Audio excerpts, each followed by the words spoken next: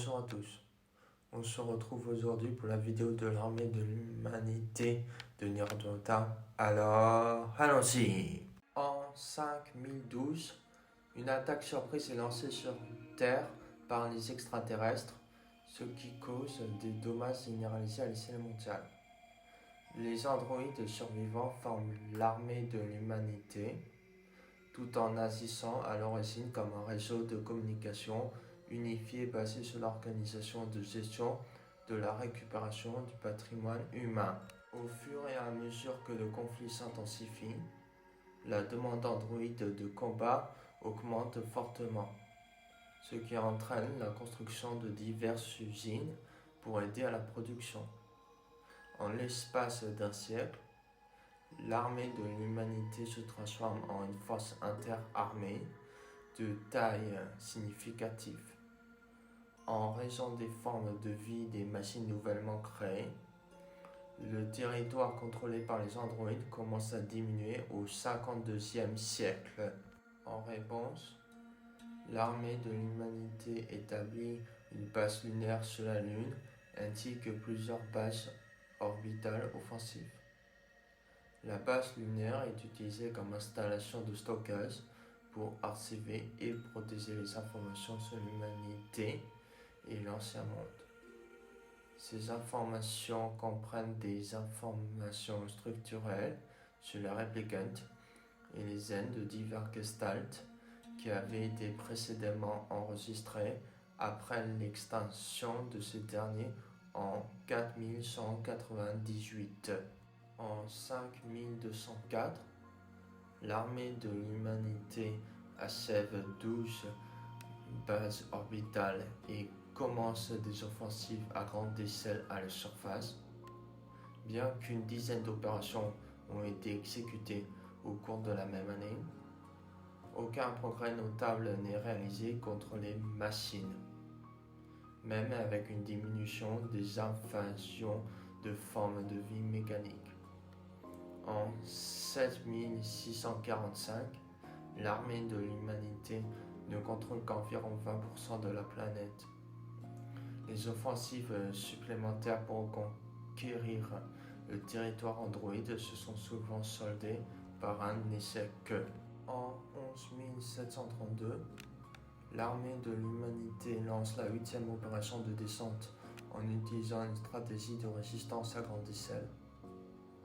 Alors que les opérations de la 8e à la 9e sont des escarmouches brefs et cruciales avec des descentes d'androïdes à grande échelle, d'autres opérations ont évolué vers des conflits prolongés qui impliquent de multiples descentes.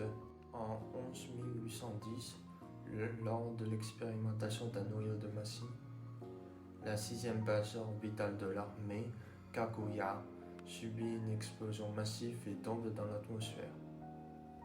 En 11815, un centre de recherche expérimentale, Labo, a pris la place de Kaguya et se concentre sur le développement d'armes anti-machines. En 11928, avec la création des boîtes noires par le Labo, que le projet d'unité de combat de nouvelle génération qui est proposé par l'armée de l'humanité, où elle s'est transformée en la production des nouveaux modèles Android anti-machine Yura. Le 7 juillet 11932, un prototype de modèle voyou provoque un incendie massif au labo, entraînant de nombreuses victimes et la perte de documents. Avant la destruction du laboratoire, les schémas de conception des unités Yura ont été envoyés à une installation de stockage lunaire. Et une installation automatisée a permis la production discrète. Entre 1928 et 1937, le Conseil de l'humanité est révélé et annonce que les survivants humains de l'attaque extraterrestre ont réussi à s'échapper vers la Lune.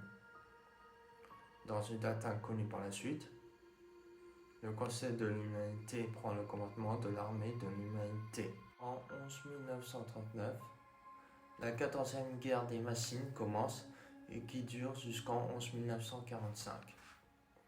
Il cause des pertes sans précédent, à la fois pour l'armée de l'humanité et les formes de vie des machines.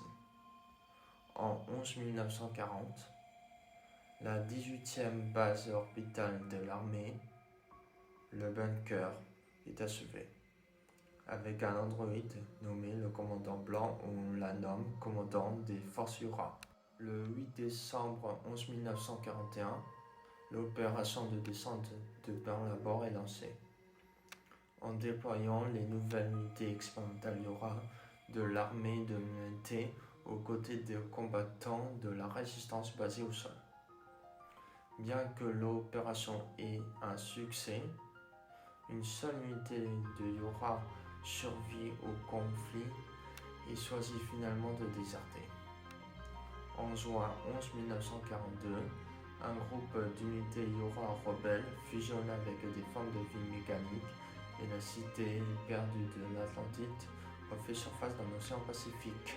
Des dizaines de milliers de formes de vie de machines sont libérées, ce qui cause d'énormes dégâts. En réponse, les unités Yura type E mènent une contre-offensive de 10 900 unités mécanisées du corps des marines de l'armée des androïdes. En août 11 1943, 4 machines de classe Goliath sont apparues aux Philippines, brisant les efforts de défense de l'armée de l'humanité et faisant 1 194 311 victimes androïdes. Après les 215e et 243e opérations de descente de 11 1944, en mars 11 1945, un porte-avions de l'armée de l'humanité, le Blue White 2, est attaqué. En mai 11 1945, le Blue White 2 est coulé par Grun. Le 26 juin 11 1945, la 13e station orbitale Bunker s'est autodétruite en raison d'une attaque de piratage et la majorité des androïdes Yura sont détruits ou corrompus par un virus logique.